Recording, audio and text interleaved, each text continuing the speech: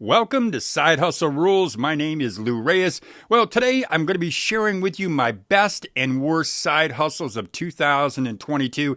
And I want you to know that on most of these side hustles, I've either done them myself or I know someone who's done the side hustle. So I'll be giving you the inside story. Now, something else that I've also done is I've also did a little bit of research on each of the hustles, and I've got about 10 that I'm going to be telling you about today. So when I give you the side hustle, I'll be telling you the good, the bad, the ugly, and I'm also going to make a recommendation if I think this is a side hustle worth doing. So listen, if you're serious about starting a side hustle and making some money in 2022, check out this video. Come on!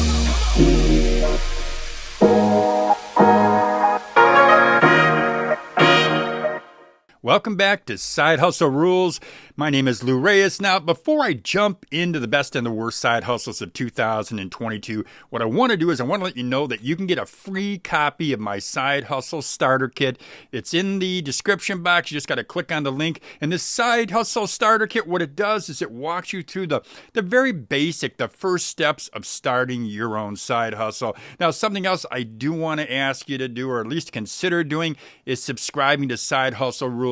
If you're looking for information about how to start a side hustle, how to build it, how to grow it, well, you are in the right place, my friend. So consider subscribing to Side Hustle Rules. So now let's get to my list of the best and worst side hustles of 2022, and I'm going to start with DoorDash.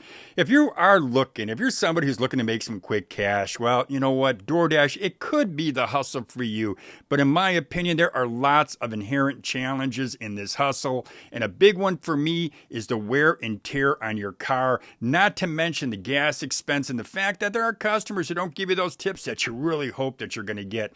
And personally, this isn't a job. It's not a hustle that I'd want my kids doing because I think there are better hustles out there.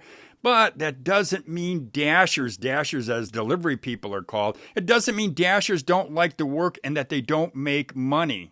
According to Indeed.com, overall, dashers give this hustle 3 out of 5 stars, with some of the pros being that you get to choose your own hours and you get to choose the orders that you take. Now, it's a good gig if you need quick money, but some of the cons are some things that I've already mentioned, like, hey, you're adding miles on your car and gas is expensive, and you're constantly, as one of the reviewers said, you're constantly needing to fill up every other day. And what's the hourly pay for a dasher? Well, according to dashers that I spoke to, that I talked to, you can make around $20 to $25 per hour before expensive. That depends on the territory and how much driving that you've got to do. You've got to count that time that you're driving from locations because that's a big cost. Now, one of the nice perks, though, about being a dasher in the U.S. is you can withdraw your earnings at least once daily. Now, my read on this gig is this. If you like driving around in your car and you want to make quick cash, yeah, you know what? Dashing's an option. But again, I got to say, don't discount the wear and tear on your car because sooner or later you're going to pay for it. And the price of gas, yeah, that does eat into your profit, and that's no pun intended. So now let's drive over to Instacart. You know, the freedom to work your own schedule and getting as many hours as you want is what attracts many Instacart shoppers to this gig. But not everyone is attracted to Instacart, and that includes Instacart's now former president, Carolyn Everson. In December, Miss Everson, she announced that she was stepping down at the end of the year. That's 2021. And what makes this puzzling, at least to me anyway, is she threw in the towel just 3 months after she joined the company. So I've got my mind wondering what's going on over there. And 2 months before she made the announcement, the head of advertising left Instacart for Walmart. And that does have me wondering. It has me wondering what kind of changes a new boss is going to bring to the company. Now, you may say, hey, Lou, I don't care about that stuff as long as I get paid. Well, you know what? Yeah, that's a really good point. But consider this. An October 2021 article in The Guardian said thousands of workers known as Instacart shoppers across the U.S. why they're asking customers to delete the Instacart app, citing falling pay rates and unsafe working conditions for their request. Instacart gig workers, they're organizing. They're organizing as the gig worker collective, and they want the restoration of features the app had previously. And that includes a reinstatement of Instacart's commission pay model. They want shoppers themselves to be paid per order versus bundling. And they want a 10% default tip on the app. Hey, who can blame them for that? They also want transparency about how orders are assigned, and they want a rating system that doesn't hurt shoppers for issues that are outside of their control. You know, this drama, it gives me reason to question working for Instacart. Is it really a good idea in 2022? Is it a good hustle? I know, got a good friend who works for Instacart. She makes some decent money. Yeah, she makes well over $100 a day. She busts her butt and she works hard. But even she, someone who is super motivated, someone who wants to work every single day, even she's got problems with Instacart, I gotta say it's not a hustle I'm gonna recommend. YouTube. YouTube. How do I like thee? Let me count the ways. Well, I like making videos for my channels for over 50 TV and for Side Hustle Rules. I love doing that because I enjoy sharing my experience. And I also like the challenge of striving for views. That's always fun, looking at those numbers. And I like the opportunity. I love the opportunity to leverage my viewership to generate additional revenue. But make no mistake about it, my friends. Starting a YouTube channel, it's a major learning experience, especially if you got no experience in the video production world, which, got to be honest with you, I had almost zero experience in that field. And starting a YouTube channel, well, that means you're going to have to write scripts. You're going to have to learn how to shoot videos, which isn't so easy sometimes. You're going to have to learn how to edit videos, design thumbnails, and you're going to really have to learn how to upload videos. And you may also want to buy yourself a crystal ball, because that may be the only way that you're going to be able to predict when that YouTube algorithm, that all-powerful YouTube algorithm, will steer viewers to your videos. And when it comes to learning the basics, well, you know what? I'll be honest, man. It took me 6 months to get comfortable, and it took me another year to become what I would just say is somewhat proficient at video production. So in terms of difficulty, and I will say difficulty, I'd say that it depends on a person's background, but more importantly, it depends on your determination to make it work. I do want to mention that startup costs are relatively low because you can shoot video with a smartphone, which is really the only way I would ever recommend that you start out. You can also edit it on your smartphone, and there are plenty of free or low-cost editing apps to help you to do it. Now, making money is another story. It took me over a year to qualify for YouTube monetization, which means, as many of you already know, that YouTube pays 55% of every dollar that they receive from an advertiser who runs an ad in one of your videos. Now, to qualify for monetization, you've got to have a minimum of 1,000 subscribers, and you've got to achieve at least 4,000 hours of watch time, and that takes a while. It took it a while for me anyway. The first month, though, after my channel was monetized, I'm going to tell you, I earned only a few bucks. The second month, though, I was kind of happy because I earned over $600.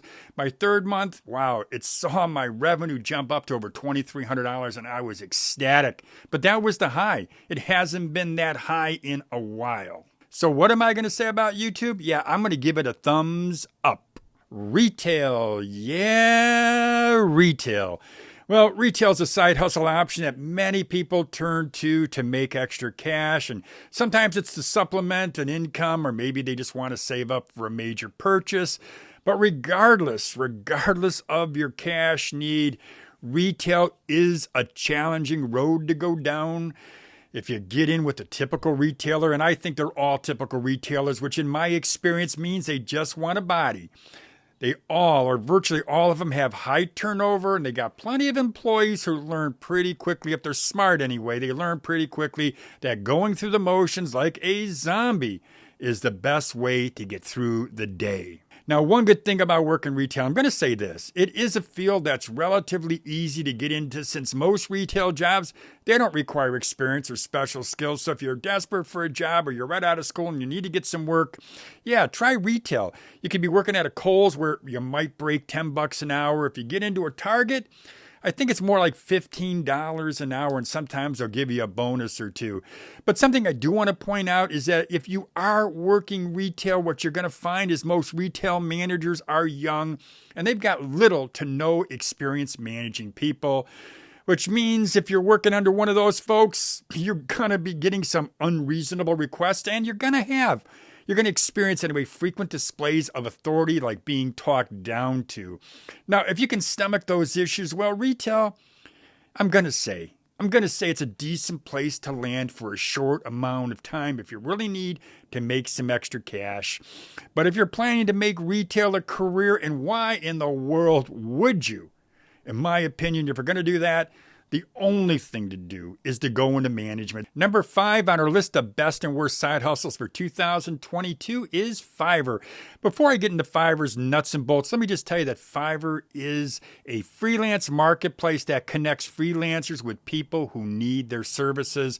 And when I started out in freelance years ago, I wish we would have had Fiverr, because I know it would have helped me, especially just when I was starting out. And I find what's cool about Fiverr is if you're a freelancer and you want to connect with people who will pay you for your service, well, you know what? Hanging up your shingle at Fiverr, it's a good option. But there are some things that I do want you to be aware of before you do that. Fiverr's cut for connecting you with a Fiverr client is 20% of what you charge Fiverr's client. And second, I want to mention this and make sure I'm clear about it. They are Fiverr's clients. You don't own the relationship. That honor, yeah, it does belong to Fiverr. And the thing that I do know is if you try to take the client outside the platform, you try to take them away from Fiverr so you can work with them on your own, well, you could lose access to Fiverr. So those are some things that I think you should know about Fiverr. My recommendation is this. I wouldn't build, or I don't suggest that you build your entire hustle around Fiverr. Certainly not if you're planning to grow your hustle into a full-time business. But since I'm talking about Fiverr, I do want to mention another platform that is very similar to Fiverr. It's called Upwork. They do have nuances, things that do make them different. But Upwork, like Fiverr, you don't own the relationship.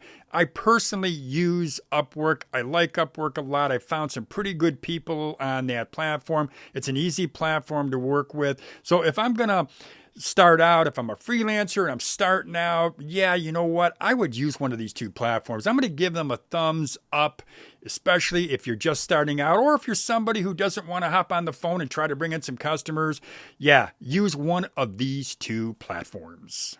Day trading, that is number 6 on my list, and I'm going to tell you why it's on my list. It's on here because I thought about doing day trading. I did a lot of research.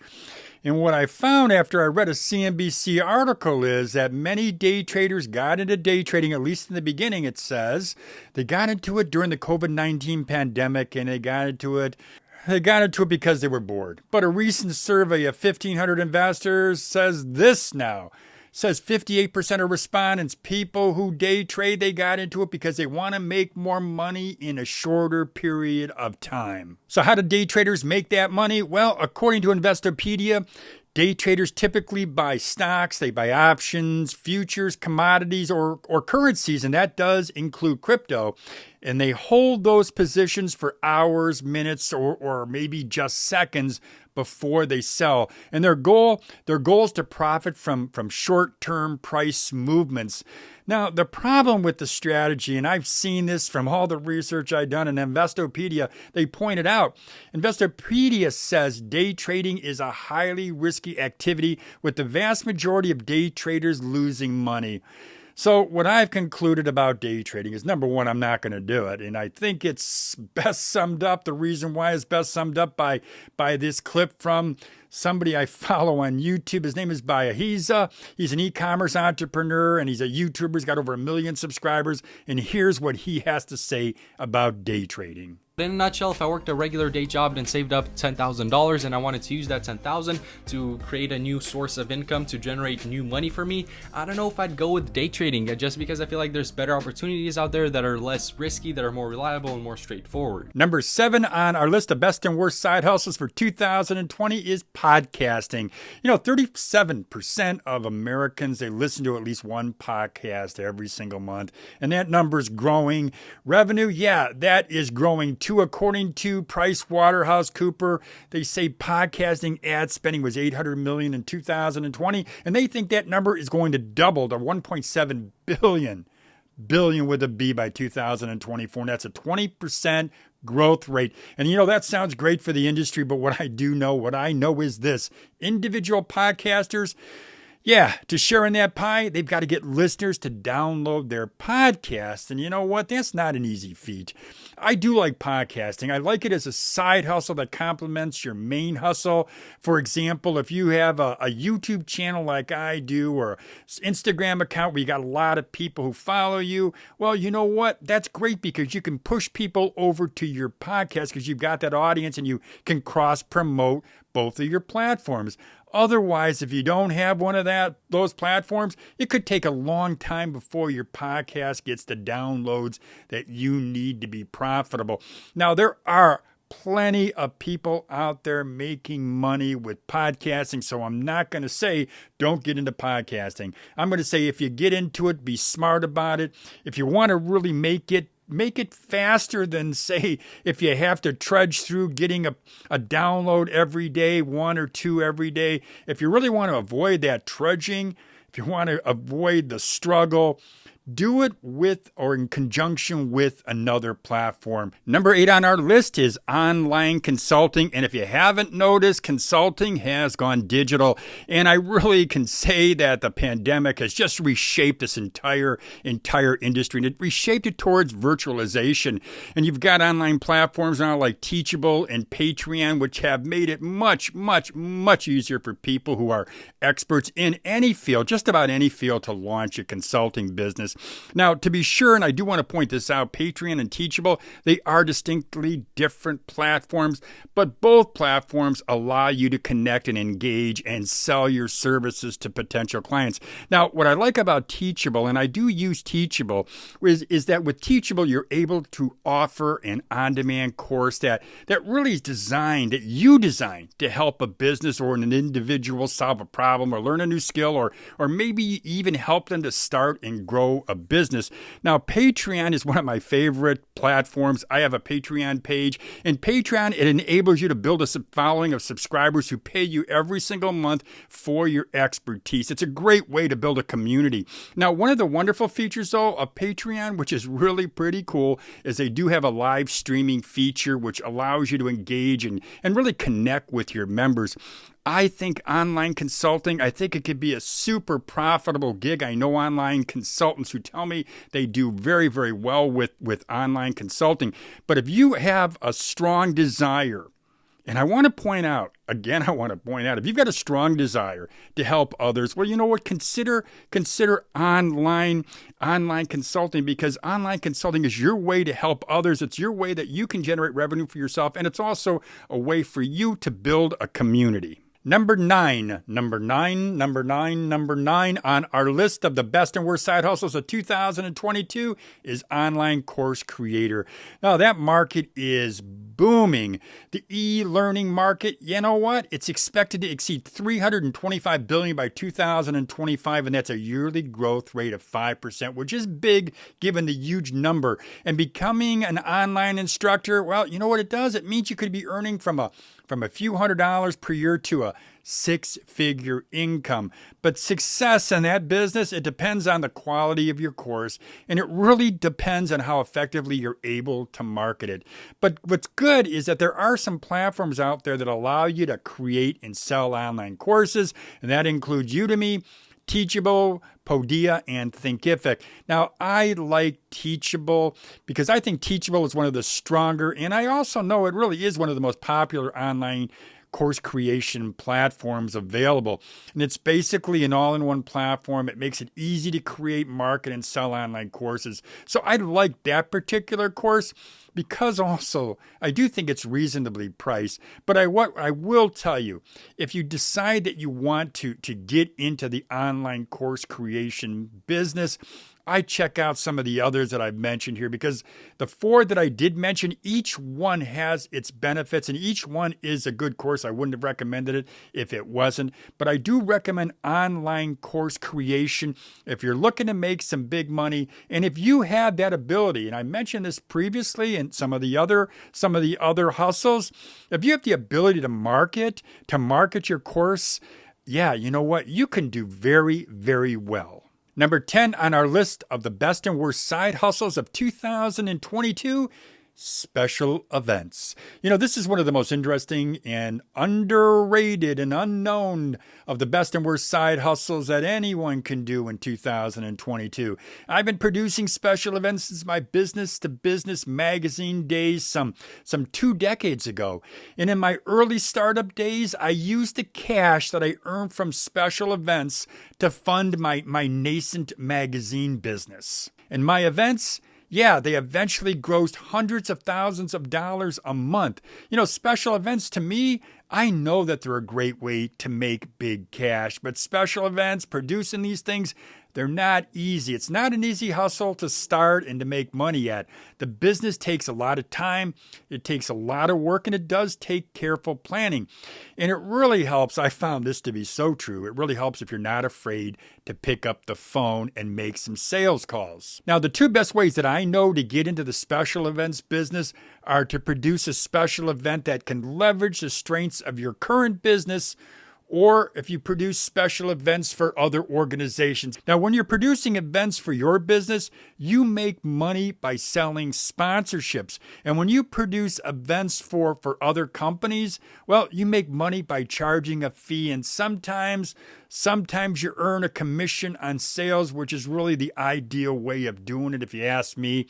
And if you want to get into this business, if you want to get into it and you don't have any experience, well, here's what I'm going to suggest that you do. I'm going to suggest that you volunteer for a few nonprofit events just to get a good understanding of what you're in for. I also suggest watching YouTube videos on event planning and organizing. And once you have experience and once you feel comfortable, I'm going to suggest that you produce a few real small, very small in-person events. You can even do a couple online events, which is what I would also do. But I would do those before you try to tackle something much larger. It's going to take some patience.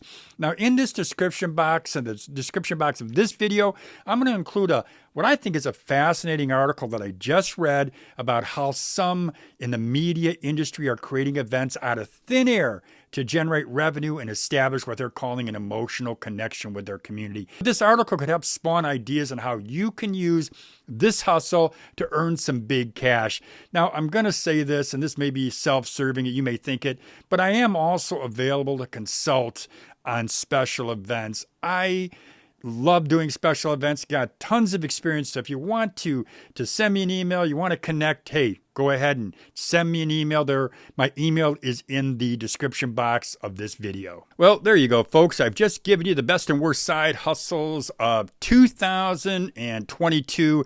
And I know this was a long video. It was actually about 25 minutes. That's what it's going to come out to after I get done editing the video. But you know what? I outlined 10 hustles. Some are good, some are bad, and some are in between.